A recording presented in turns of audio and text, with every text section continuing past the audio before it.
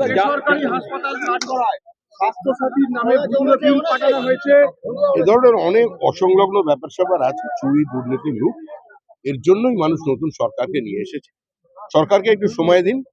এই লুটের বিরুদ্ধে আমাদের মুখ্যমন্ত্রী শুভেন্দু অধিকারী কঠোর হাতে প্রথম দিন থেকে ব্যবস্থা নিয়ে যাচ্ছেন এবং তিনি নিয়ে নেবেন।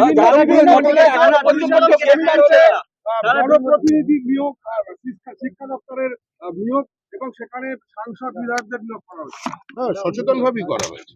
আমরা বলেছি যে শিক্ষাঙ্গনকে আমরা রাজনীতি মুক্ত করব। রাজনীতি মুক্ত কিভাবে করা যায়? মহিলা অধ্যাপিকার উপরে প্লাস্টিকের জগ, জলের জগ যারে ছুঁড়ে মারা হচ্ছে, সেগুলোকে ঠেকানোর জন্য লোক দরকার। সেজন্যই নিয়ে যাওয়া ক্লেন্সিং হচ্ছে। রাস্তায় সারপ্রাইজ ভিজিট করছে, এটা কিভাবে দেখছেন? মন্ত্রী কিছু বলার নেই।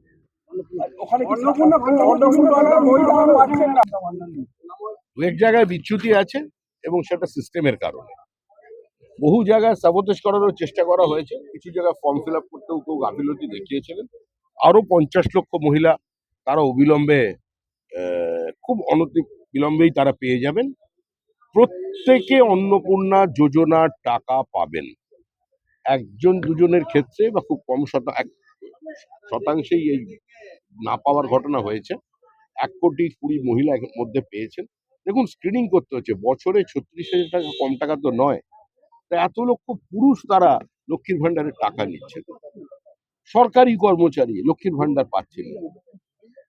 আপনারা কি এটা চান যে যিনি স্কুলের শিক্ষিকা, যার বেতন 1 লক্ষ টাকার উপরে, তিনিও লক্ষ্মীর ভান্ডার পাবেন, তিনিও অন্নপূর্ণা যোজনা পাবেন? এটা কি চান?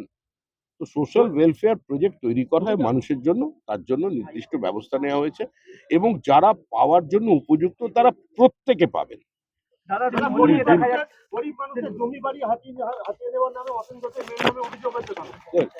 পুলিশ দেখবে।